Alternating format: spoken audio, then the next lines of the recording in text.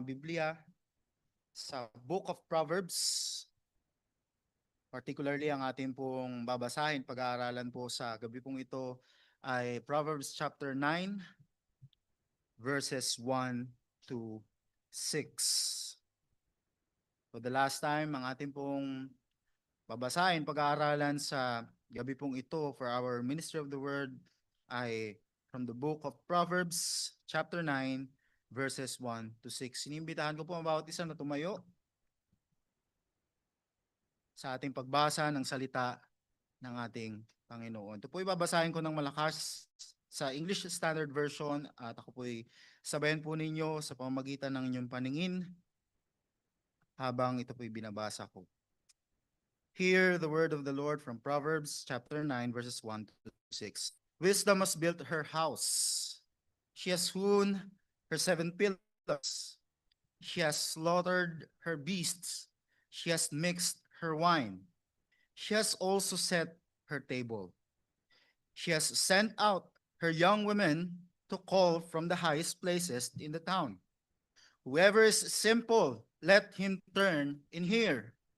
To him who lacks sense, she says, come, eat of my bread and drink of the wine I have mixed. Leave your simple ways and live and walk in the way of insight. This is the word of the Lord. Ito po ay ating tanggapin sa ating mga puso't isipan. Tayo po lahat ay makakaupo na. At tayo po ay sama-sama na dumulog sa Panginoon sa pananalangin. Tayo po ay manalangin. Aming Ama na nasa langit, kami nagpapasalamat sa pagkakataong patuloy mong pinagkakaloob po sa amin na kami ay sama-samang pagsaluhan ang iyong mayamang salita sa pamamagitan ng kapahayagan nito. Dalangin namin, O Diyos, na sa aming pakikinig ay tunay na kami ay lumago sa karunungan na iyong ipinagkaloob. At higit sa lahat ay maihayag sa amin ang aming Panginoong Jesucristo na siyang iyong karunungan para sa amin patungkol sa walang hanggang kaligtasan na iyong mabiyayang ipinagkakalob sa mga nananalig sa Kanya. Pagpalain po ninyo ang oras na aming pag-aaral ng kapahayagan ng inyong salita at kami po ay yung tulungan na tumugon ng naaayon dito. Ito po ang aming panalangin sa pangalan ng aming Panginoong Jesucristo.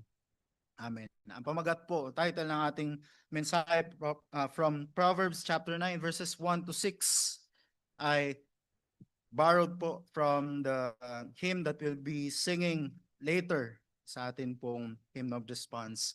Thou biddest me to come to thee. Sa Tagalog, mga kapatid, inaanyayahan mo akong lumapit sa iyo. Ito yung makikita natin sa passage na ating binasa. At dito po sa ating talata, sa hapon na ito, sa gabing ito po ay kabilang sa huling bahagi ng collections ng Proverbs ni King Solomon. So makikita po natin mula chapter 1 hanggang chapter 9, ito po yung collection na ating pinag-aaralan. At nandito na nga po tayo sa huling bahagi. Mula sa chapter 1 hanggang sa chapter 9, tayo po itinatawag ng may akda, si Haring Solomon, upang hanapin natin yung tunay na karunungan. Yung karunungan na hindi mula sa mundong ito, kundi yung karunungan na mula sa Diyos. At ang karunungan na ito, yung pinatutungkulan ng karunungan na ito ay walang iba kundi yung fear of the Lord. The fear of the Lord is the beginning of wisdom. At dito po makikita natin sa ating pinag-aralan last Lord's Day in Proverbs 8, narinig natin yung panawagan ni wisdom to seek after her. Ngunit sa talata po nating binasa, chapter 9 verses 1 to 6 ng Proverbs, makikita naman natin that yung call ni wisdom becomes a gracious invitation to come and partake of the banquet she has prepared.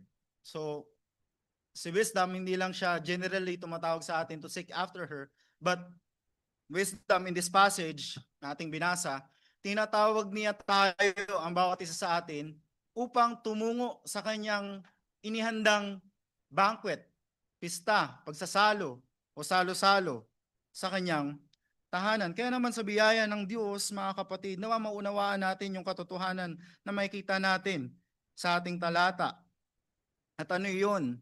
Pakinggan natin maigi. Because Christ, the wisdom of God, has fully accomplished the plan of salvation and graciously invites sinners to come, respond to his invitation by forsaking the folly that leads to death, embracing his life-giving instructions by faith, and gratefully walking in the way of wisdom that leads to everlasting life.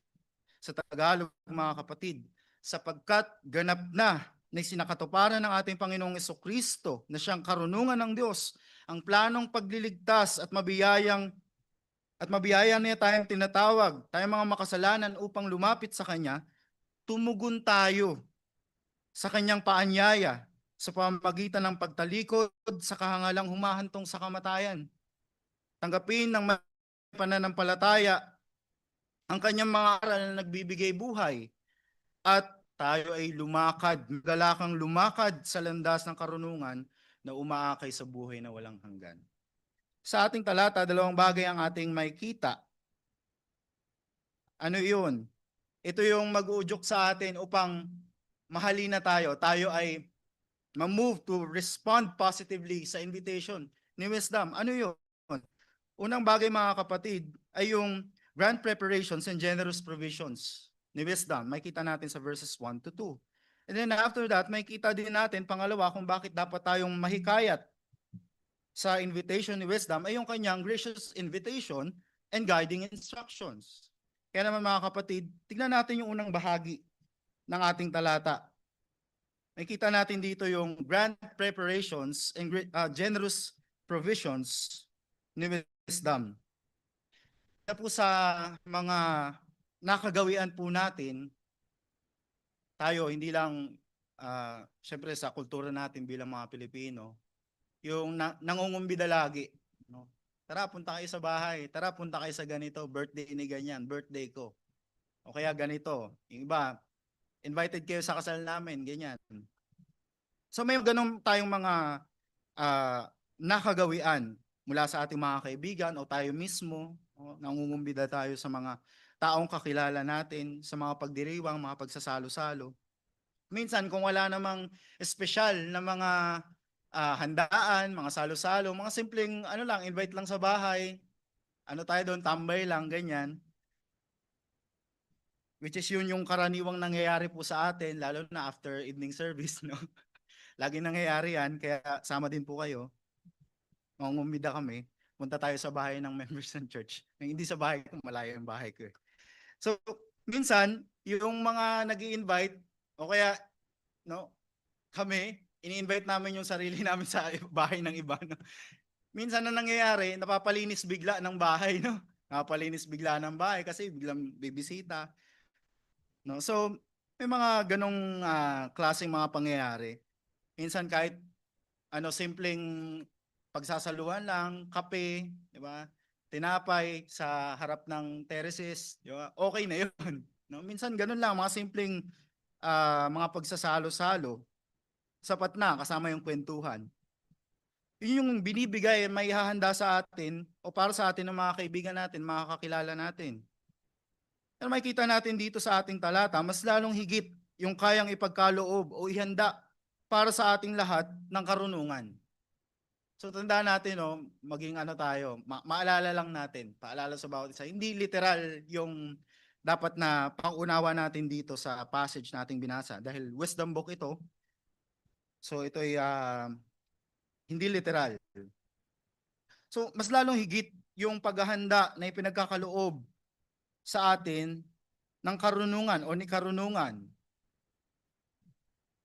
At dito, sa kanyang kukumbida sa atin upang tumungo sa kanyang tahanan. At tignan natin yung paghahanda, yung mga paghahanda na kanyang isinasagawa sa atin o sa kanyang mga tinatawag para sa ating lahat ayon sa talata na ating binasa. Tignan natin, una, verse 1. Mababasa natin. Wisdom must build her house. She has hewn her 7 pillars. Sa original language, kung makikita natin, yung word na wisdom, hindi siya singular, yung pagkakasulat. Wisdoms. So dito, makikita natin, ini-emphasize dito yung perfection, kung bakit plural yung pagkakalagay doon. Ina-emphasize dito yung perfection and yung fullness, yung kabuuan ni wisdom, yung pagiging great ni wisdom, yung kagandahan ni wisdom. At dito sa perfect or itong perfect and full wisdom must build her house. And she has hewn or carved out her 7 pillars, which implies, ano yun? Stability, security.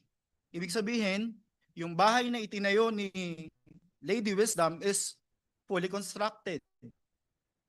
Na kahit anong unos ang dumating no lindol, hindi yun basta-basta magigiba. We're safe and secured doon sa tahanan na iyon. The house of wisdom is a place of perfect safety where life is found. Hindi kagaya kay Lady Folly or Woman Folly na kung saan no, ina-attract niya yung kanyang mga biktima, yung kanyang bahay sa labas ay mukhang maayos, pero it conceals the path that leads to death. At dito makikita natin mga kapatid na grand as the banquet prepared by wisdom may be, it is but a shadow, mga kapatid. It is but a shadow of the greater provision made by Christ, the wisdom of God, the incarnate wisdom of God, who has fully accomplished the work of our redemption and prepared for his people an eternal dwelling in his Father's house. So that where he is, there we also may be enjoying his presence forever. Walang ibang pinapatukuyan ito mga kapatid. Ultimately, mas kung makikita natin sa ating talata, grabe yung preparations ni Wisdom, nagtayo siya ng bahay, matatag yung kanyang pillars for security and all. Pero makikita natin ang ating Panginoong Jesucristo, greater yung kanyang inihanda para sa atin. Ang mga tinawag niya upang sumampalataya sa Kanya. At ano pa, makikita natin dito mga kapatid, yung pinoproduce nito. Ano yung dapat makita sa atin? Ano yung tugon natin patungkol sa katotohanan na ito? Na ang ating Panginoong Jesucristo, the wisdom of God, has prepared for us. Di ba? Yun yung sinabi ng salita ng ating Panginoon. Nung kanyang iwan ng kanyang mga disciples, patungo na siya pabalik na sa Ama sa Langit. Di ba? I will prepare a place for you.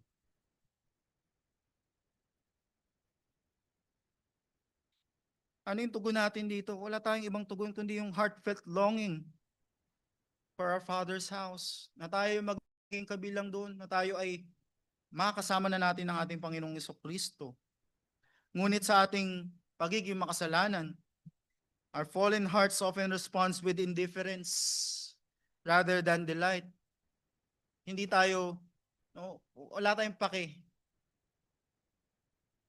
Parang wala lang sa atin yung nag-aantay na pangako ng ating Panginoon na in my Father's house are many rooms and I will prepare a place for you.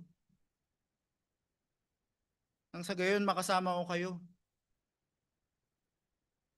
doon sa tahanan ng aking Ama. Hindi delight ang nakikita sa atin, kundi indifference. Paano ito nakikita, mga kapatid? This reality exposed by the way we so easily neglect, delay, or casually approach the gathering of God's people for worship. Simpleng Lord's Day, mga kapatid. Wala tayong, nakita sa atin yung indifference, apathy.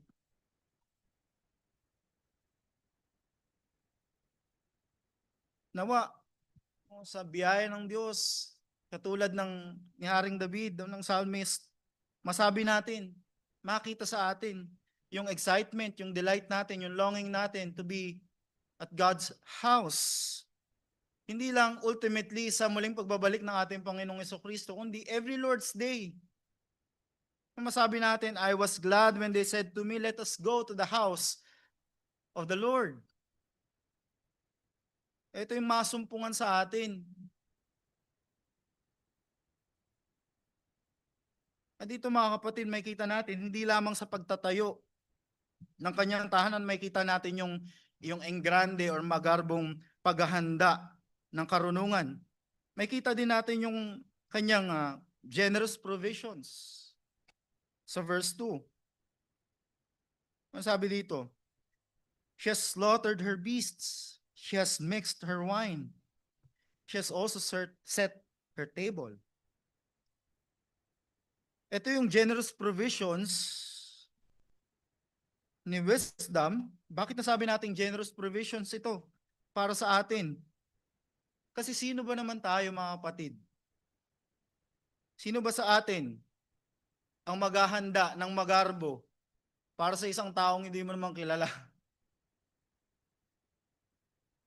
Actually, kaaway mo nga eh. Ayaw nga sa'yo. Kaya ito yung generous provisions ni Lady Wisdom para sa atin. Maghahanda ng ano, sino sa atin dito yung mag-invite ng hindi naman niya kilala tapos maghahandaan mo siya ng steak. Bibili ka ng mamahaling wine para sa kanya. Ikaw nga eh. Tayo nga, hindi pa tayo nakatikim ng wine na mamahalin talaga. No? Although nakakatikim tayo every time na meron tayong Lord's Supper, nakatikim tayo ng wine. Ano pa yung steak? Mamahaling steak. Baka wagyu pa to, no? Pero walang gawa sa atin nun, mga kapatid. Hindi natin kilala. Hindi natin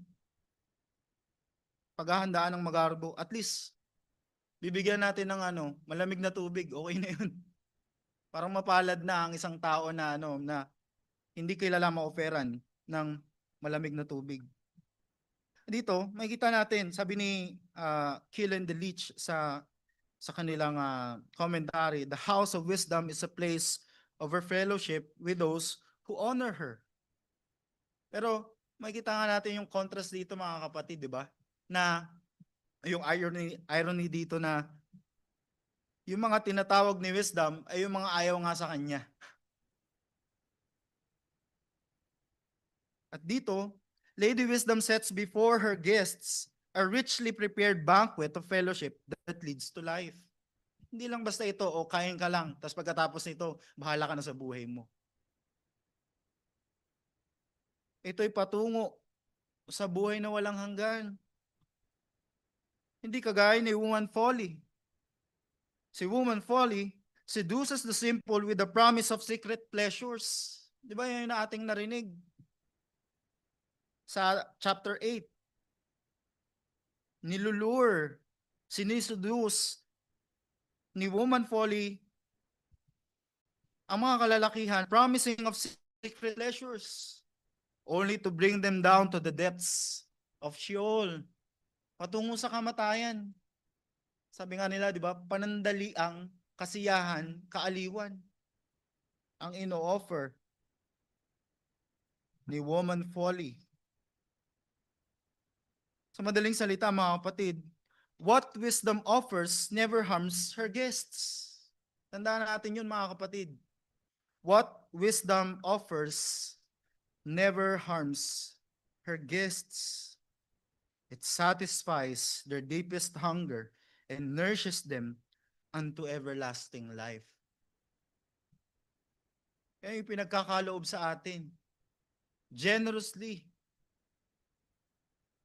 ni Lady Wisdom. At dito mga kapatid, the feast of wisdom anticipates the greater feast prepared by Christ. Ang ating Panginoong Jesucristo.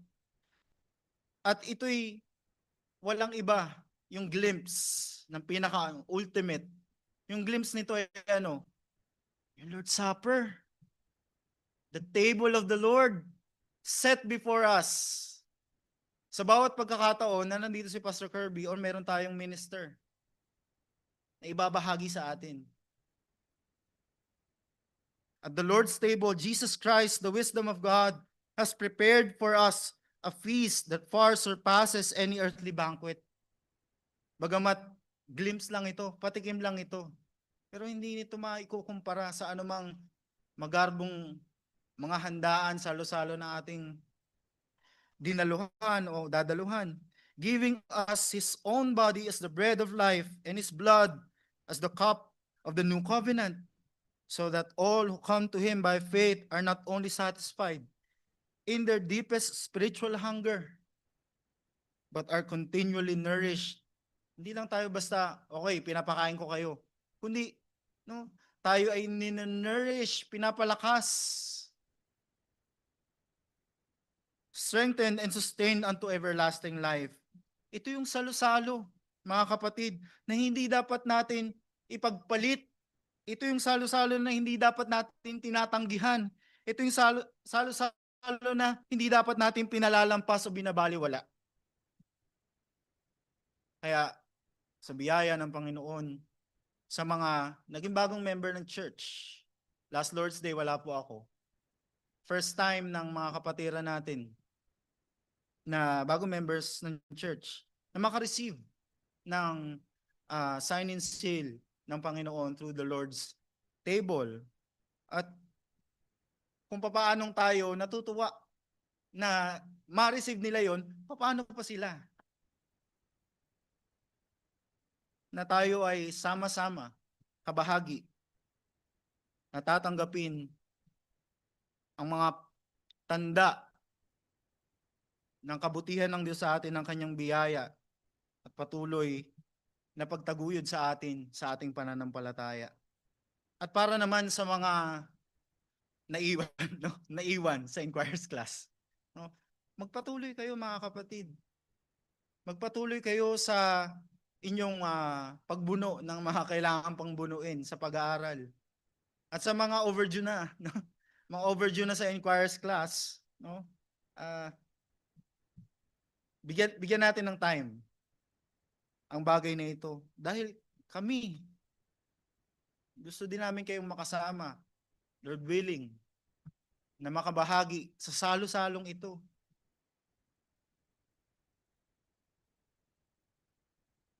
At sa mga nag-aasam na magkaroon ng Inquirers class, susunod pa kayong batch, kaya intay-intay lang po. So magkaroon tayo ng deepest longing, desire na makibahagi sa bagay na ito. Yung Proverbs 9 verses 1 to 2, pinapresent sa atin dito yung clear progression ng preparations ni wisdom, moving from building her house to setting her table. Makita natin, di ba? Outward as inward. So, piniprepare niya lahat ng kailangan para sa salo-salo, pagdiriwang, selebrasyon niya kanyang inihanda para sa kanyang mga tinatawag, mga kanyang mga kinukumbida. At dito makikita natin mga kapatid, yung bawat actions, every action is described as already completed.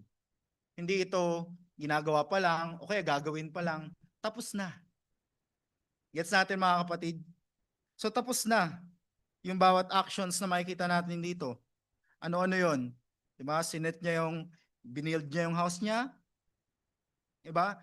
Kinarve niya or hinun niya yung kanyang 7 pillars. Ano pa? Pinatay niya na, yung slaughtered yung kanyang beast. Ibig sabihin yung kakainin na meat. Ano pa? He has already mixed her wine.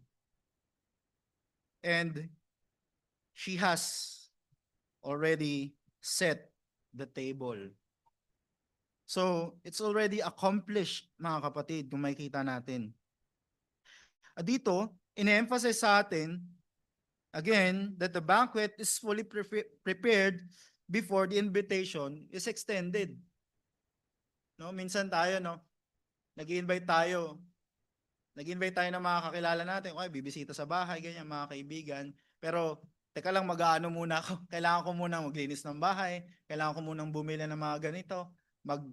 Tulungan nyo ako, maghihiwa muna tayo ng mga kailangan para magluto, mga ganun. Pero makita natin dito, tapos na lahat. Wala nang kailangan gawin. Wala nang any other preparations na kailangan yung tulong natin. All are set. Completed. Kakain na lang. Ayaw nyo ba nun? Kakain na lang? Makita natin yung kagandahan dito, mga kapatid. At dito, sa katotohanan na ito, makikita din natin yung na from the very beginning ng salita ng Diyos, makita natin yung katotohanan na ito. Scripture reveals God's gracious pattern. Ano yun?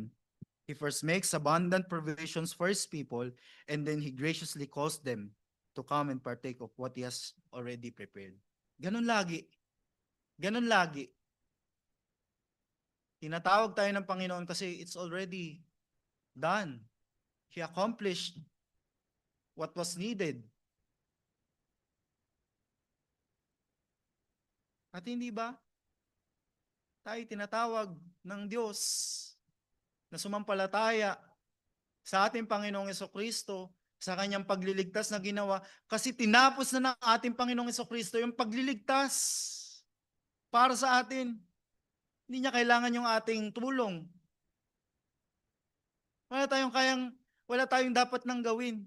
At kahit may gawin tayo, hindi yun makakakontribute sa kaligtasan na ipinagkakalob generously and graciously ng ating Diyos na tumatawag sa atin upang sumampalataya sa nag-iisang tagapagligtas na walang iba kundi si Kristo Jesus. Ito yung katotohanan na ating tinanggap, mga kapatid. Yung focus dito ay hindi dun sa contribution ng mga inimbitahan, kundi yung initiative ni wisdom. She alone has accomplished everything necessary to make the feast ready. Yung paghahanda na ito, lahat ng ito, siya yung may gawa. Hindi niya inutos.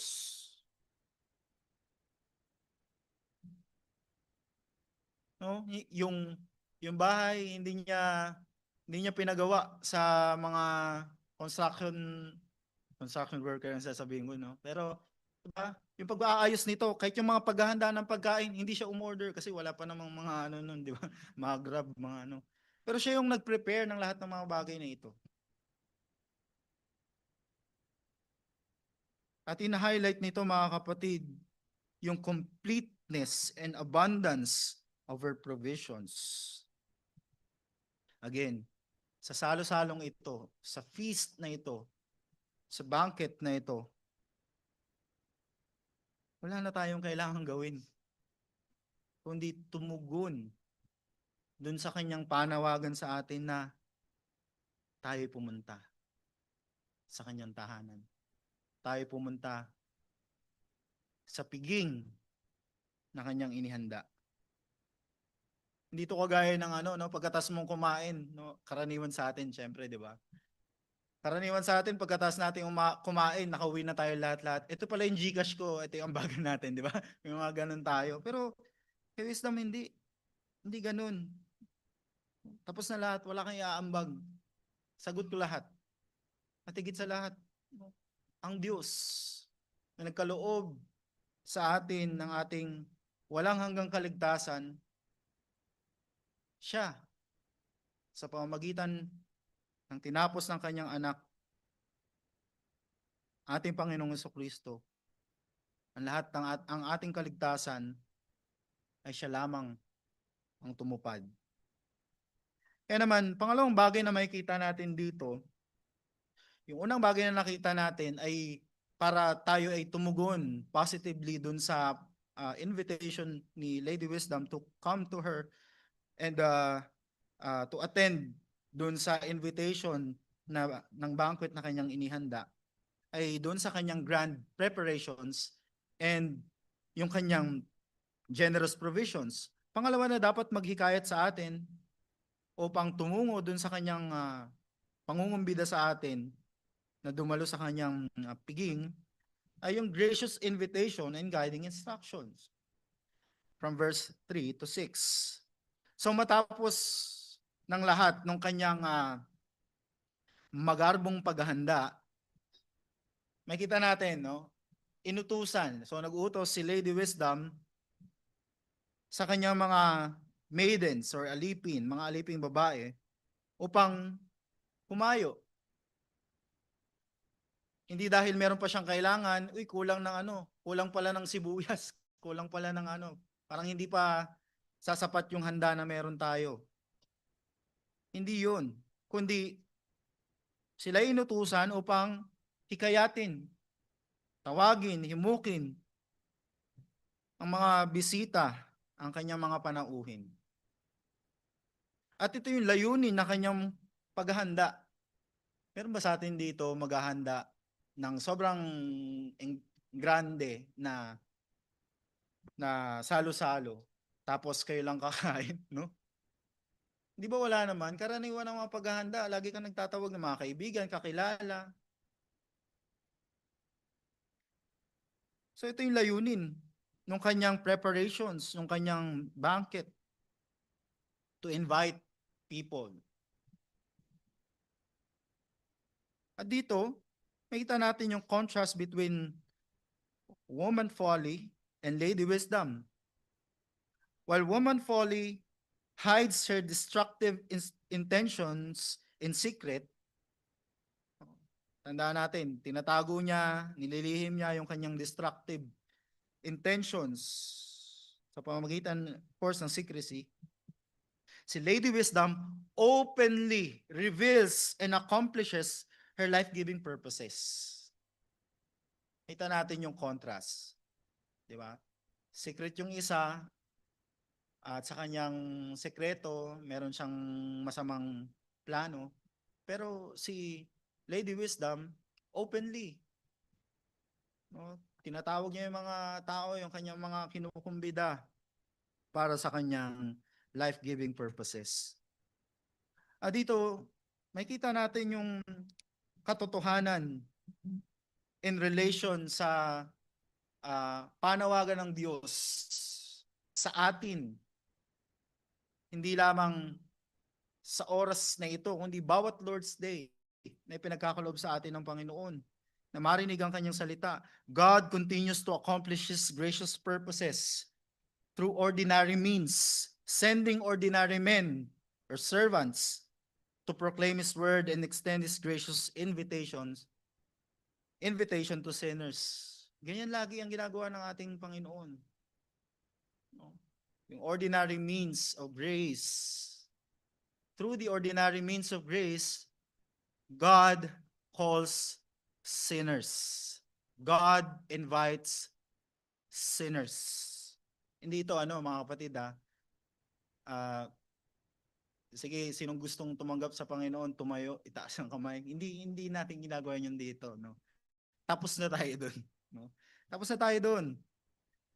Ordinary means through ordinary men of God who serves Him by proclaiming His word. God ordinarily ministers His grace or gives His grace through appointed ministry of His church. Ano yun? Particularly sa pamamagitan ng pastor or minister of the word and sacraments. And under the supervision of minister of the word, kami, ni Elder Sam at iba pang mga licensed exhorters, kami ay nagkakaroon ng pagkakataon to proclaim the word, to proclaim the gospel. At dito makikita natin, mga kapatid, na ang ating Panginoong Jesucristo ay ginagamit ang kapahayagan ng kanyang salita sa pamamagitan ng mga simpleng tao.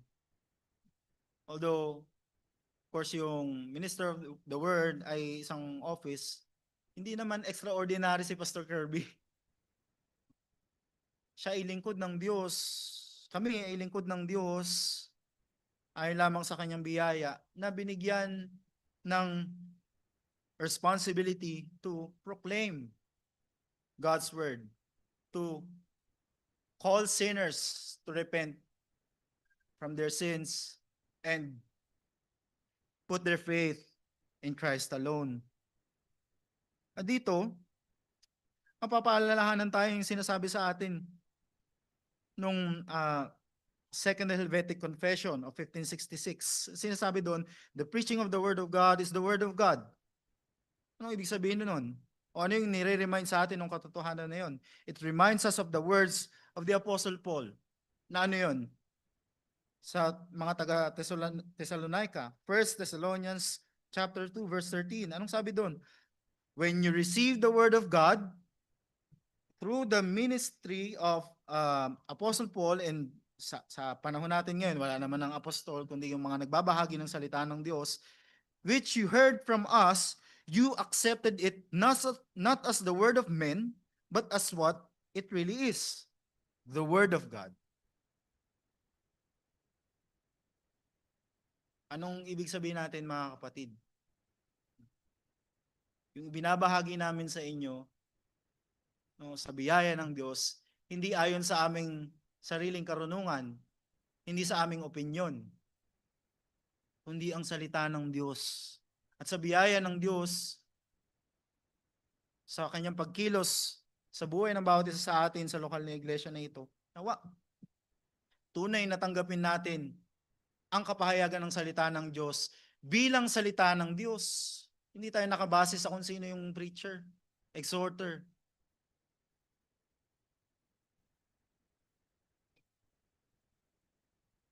Let us receive the word of God as the word of God.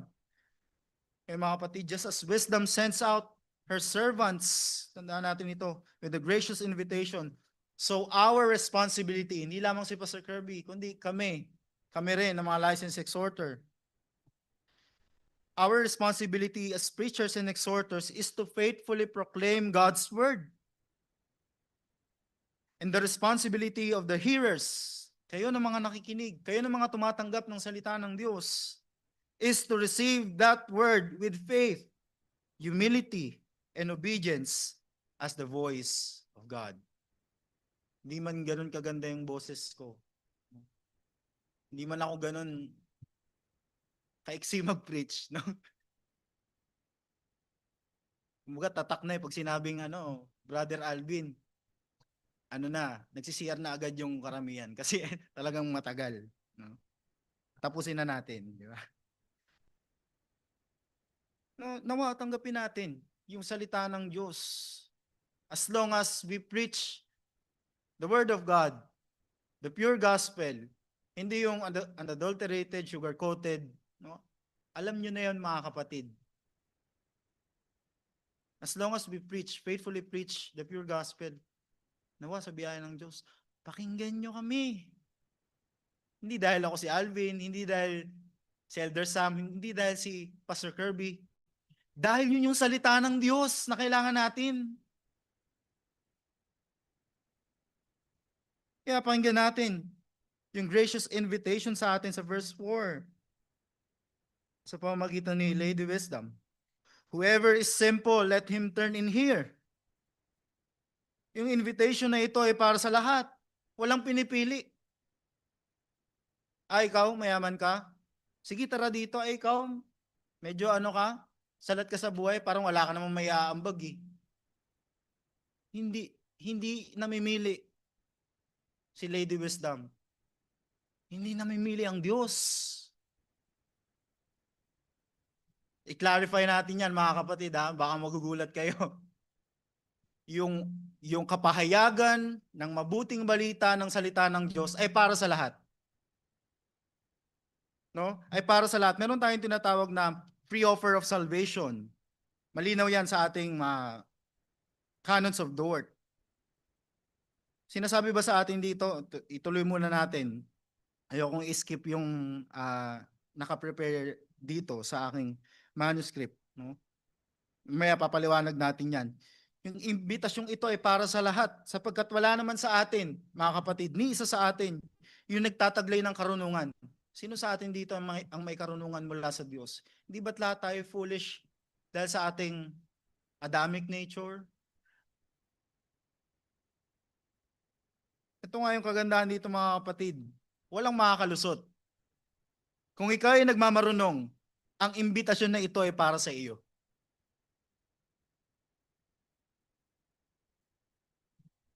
Sa iyo naman, na nakakaalam ng iyong kamangmangan, ikaw ay inaanyayahang dumalo sa salo-salong ito. Para sa lahat. Sa nagmamarunong at sa mangmang. Para sa lahat. Yung imbitasyon na ito, may kita natin ulit, mas detailed sa verse 5. Come, eat of my bread and drink of the wine I have mixed. Dito mapapansin natin, yung ino-offer ni Lady Wisdom ay yung kanyang mga inihanda upang mahikayat ang sino man na sumama sa kanya o tumugon sa kanyang panawagan. Ngayon, ito na, pupuntahan na natin yung sinasabi ko kanina. Yung passage ba na ito ay nagtuturo na yung gracious invitation ng Diyos ay bukod sa sinabi ko kanina na ito ay para sa lahat, na ang salvation ba ay universal, tatanungin din natin na yung gracious invitation ba ng Diyos ay can be resisted? Absolutely not. Sa Canons of Dort, sa uh, second major heading ng doctrine, sa number 5, makita natin yung sinasabi ko kanina ng free offer, God's free offer of salvation sa pamamagitan ng words na ito. Ito yung sinasabi dun sa Canons of Dort. Moreover, the promise of the gospel is that whosoever believes in Christ crucified shall not perish, but have eternal life. This promise, together with the command to repent and believe, ought to be declared and published to all nations and to all persons promiscuously and without distinction, to whom God, out of his good pleasure, sends the gospel. Yung gospel, hindi lamang para sa Pilipino, para sa lahat ng bansa. Hindi lang para sa mga babae, para din sa mga lalaki. At maging sa mga confused, no? Para sa lahat. Maging sa mga bata. Para sa lahat ang mabuting balita. Kailangan ipahayag ang mabuting balita para sa lahat. Dahil yun yung utos ng Diyos. Pero ang katotohanan dito, mga kapatid, no, ito yung nagiging problem kasi natin. No? We're not called to determine who belongs to God's electing purpose and who does not. Yun kasi yung iniisip natin eh. No? Sino ba yung ligtas? Siya lang yung babahaginan ko. Hindi nga natin yun alam.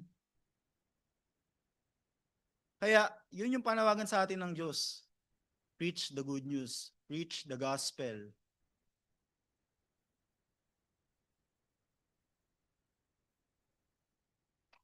The secret things belongs to God alone. Ang panawagan sa atin ng Diyos ay maging tapat, matapang, at walang, di ba sabi nga, walang kinikilingan, no? Wala tayong pipiliin, ay ito, babaginan ko to ng dati sa, naalala ko lang, sa Bible College, saan kami nagkakilala nila po Sir Kirby. No? Meron kami tinatawag na Commando Evangelism. Sa Commando Evangelism, nag-abot kami ng tracts, yung mga gospel tracts. Tapos, nag-share kami ng gospel, mga karaniwang biruan, no? Sa mga kalalakihan. Pag maganda lalapitan, no? Tapos share ng gospel, aabutan, no? Pero yung iba pinapalampas lang. No? Hindi babahaginan. So, hindi tayo namimili, mga kapatid. Lahat babahaginan natin ang salita ng Diyos ng mabuting balita. Para sa lahat. Our calling is to faithfully, courageously, and indiscriminately proclaim the invitation of Christ, the wisdom of God, to all people. Maging sa mga bata. For God has entrusted to us, particularly sa amin ang mga nagbabahagi ng salita ng Diyos, the ministry of reconciliation. And even sa atin, hindi man kayo office bearer, pwede kayo magbahagi ng salita ng Diyos ng mabuting balita sa inyong mga kamag-anak, sa inyong kapamilya, na hindi pa sumasampalataya sa ating Panginoong Jesucristo. And has made us stewards of the mysteries of God revealed in Christ, calling sinners to live away, or live way of folly, and come to the feast of His grace. Tayo mga pawang mabiyayang naimbitahan lamang sa salo-salong ito, mag-aya din tayo. Yayain din natin yung iba. Kung nakita natin ang ating mga sarili na sa biyaya lamang ng Diyos tayo na-invite, hindi dahil sa kung ano yung meron tayo. Walang-wala nga tayo, kaya nga sinasabi sa atin dito na it is a gracious invitation para sa atin. Kaya, yayain din natin yung ating mga kapamilya. Yayain din natin ang ating mga kaibigan. Yayain natin lahat, kahit yung mga hindi natin kakilala. Yayain natin sila sa handaang ito. Sabi ng isang commentator, o sa isang commentary, wisdom not only supplies right, but forbids wrong principles. Nakita natin ito sa verse 6. Ito yung sinabi sa atin, live your simple ways and live and walk in the way of insight. Kaya ang panawagan sa atin, mga kapatid, ay iwanan na natin yung mga nakagawian natin na hindi naaayon sa karunungan ng Diyos na ating tinanggap. Kung tayo mananampalataya na, iwan na natin ang mga kamangmangan na iyon. Tayo mamuhay ng may tamang pagkatakot sa Diyos. At kung tayo hindi pa mananampalataya, hindi pa natin tunay na susumpungan yung karunungan ng Diyos na walang iba, kundi si Kristo Jesus, tayo magpakumbaba. Huwag natin i-reject yung invitation. Huwag nating i-reject, ibaliwala, magbingi-bingihan dun sa panawagan ng Diyos sa atin na ikaw makasalanan, wala kang pag-asa. Ang nag-aantay sa iyo tiyak na kapahamakan. Narito ang aking anak, si Kristo Jesus, na siyang aking sinugo at tinupad lahat ng bagay para sa kaligtasan ng mga sumasampalataya sa Kanya. Kung tayo ay mananampalataya na, patuloy tayong mamuhay, lumago sa karunungan ng Diyos. Lumago sa wangis ng ating Panginoong Jesucristo. Mga kapatid, punta tayo. Dalawa lang naman yung responses na maaari nating marinig o maitugon. Una, sige, pupunta ako. Dahil nakita natin yung grand preparations, generous provisions, gracious invitation, and guiding instruction na pinagkakaloob ng Diyos sa atin through the words dito sa ating passage, to the words of Lady Wisdom. Yan yung una. At tunay na matatagpuan natin ang buhay, mapapasa atin ng buhay. Ngunit ang pangalawa ay rejection. Hindi ka pupunta. Maalala natin ang isa sa mga parables na tinuro ng ating Panginoong Jesucristo, the parable of the great banquet. Pinento ng ating Panginoong Jesucristo sa Luke chapter 14. Nakita natin doon na doon sa parable na yun, merong isang hari na naghanda ng napakalaking piging at sinugo niya yung kanyang mga alipin upang tawagin yung mga inimbitahan. Ngunit, no, ang daming rason. Iba-ibang rason. Kesyo ganito, bago akong kasal, hayaan mo muna ako. Yung tatay ko, kamamatay lang, hayaan mo munang ilibing ko siya. Nakabili ako ng lupa. Asikasuhin ko muna yon. Ang daming reasons. Pero isa lang yung gustong tunguhan nun mga kapatid. Nireject nila yung invitation nung hari na iyon. Huwag lang yung ibang pinapatukuyan, kundi yung gracious offer, invitation ng Diyos para sa atin na matatagpuan natin sa pamamagitan ni Kristo Jesus. Alam niyo mga kapatid, sa ating mga sarili, dahil sa ating pagiging makasalanan, wala tayong kakayanan na makatugon positively. Hindi tayo tutugon ng yes, pupunta ako. Pwede tayong tumugon ng yes, pupunta ako, pero hindi naman talaga. Dahil ang inclination ng ating puso ay against wisdom. Ang inclination ng ating puso, our fallen nature bends toward folly. At wala nang mas higit pang kamangmangan than to reject wisdom's gracious invitation. To reject wisdom's gracious invitation is the greatest folly, for it is to refuse the abundant provision she has already prepared and to turn away from the only path that leads to life. Wala nang ibang daan patungo sa buhay at hindi lamang buhay, kundi buhay na walang hanggan, kundi tumugon sa panawagan ng karunungan ng Diyos.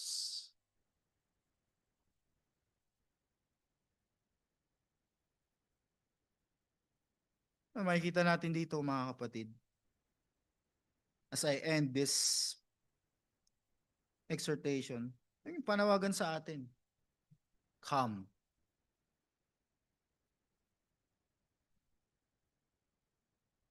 Lumapit ka sa akin. Tumugon ka sa panawagan ko ng imbitasyon. Kaya patuloy na paalala sa atin ng salita ng Diyos na ano, today, if you hear His voice, do not harden your hearts. Huwag nating sabihin, habang buhay, may pag-asa. Totoo, habang buhay may pag-asa. Pero mga kapatid, yung panawagan ng Diyos sa atin ay ngayon na, hindi kailangang bukas. Ngayon na. Iwanan mo ang iyong kamangmangan, tumugon ka sa panawagan ng karunungan. Sumampalataya ka kay Kristo Jesus, sapagkat sa Kanya lamang matatagpuan ng buhay, tunay na buhay. Diba yun yung sinasabi ng ating Panginoong Jesucristo? Na dumarating ang magnanakaw upang ano? Magnakaw, pumitil, pumatay.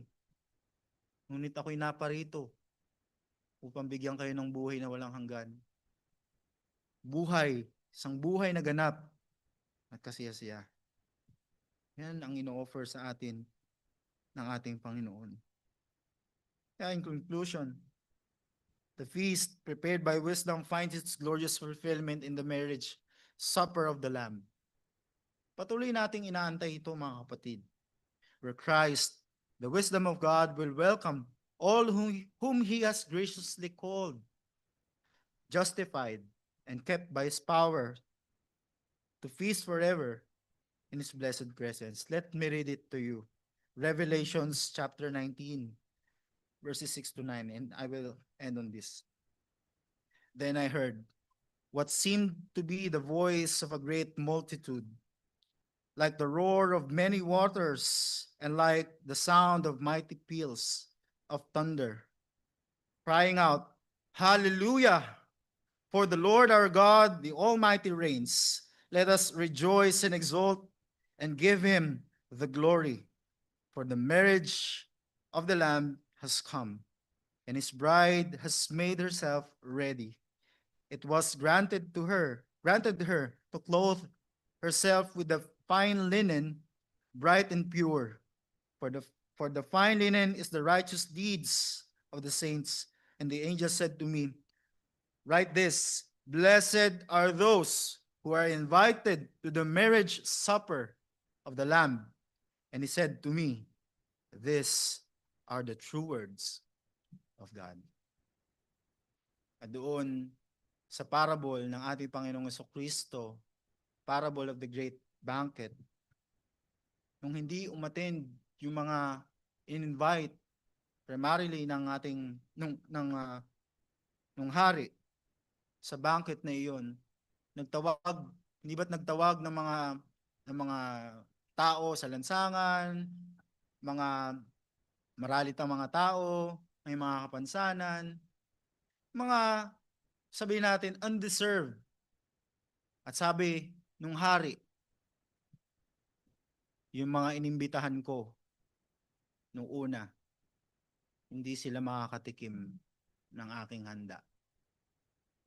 Sa biyaya ng Diyos, wala namang karapat-dapat sa atin na mapabilang, maimbitahan sa piging na iyon.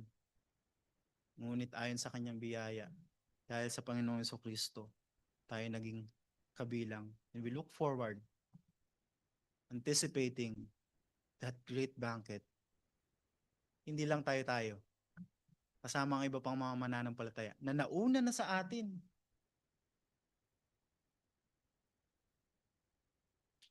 Oh, what a blessed sight to behold sa muling pagbabalik ng ating Panginoong Kristo. Tayong lahat ay manalangin. Aming Panginoon, salamat po sa kabila ng matinding dungis namin dahil sa aming mga kasalanan, sa aming karumihan. At walang anumang bagay na magandang makikita ka sa amin para imbitahan sa iyong inihandang piging. Salamat po, Panginoon, dahil ayon sa iyong biyaya, kami yung maluwag na inimbitahan.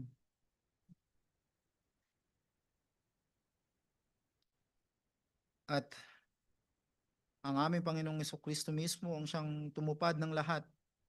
Nang sa gayon, kami ay makasama sa piging na ito na iyong inihanda po para sa amin. Kaya naman, Panginoon, punuin mo aming mga puso ng pasasalamat sa katotohanan na ito na aming narinig. Tunay, O Diyos, nawa sa mensahe na aming narinig, talikdan namin ang aming kamangmangan. Kami ituon ang aming mga paningin kay Kristo Jesus, patuloy na lumapit sa Kanya dahil sa Kanya lamang matatagpuan ang buhay na walang hanggan.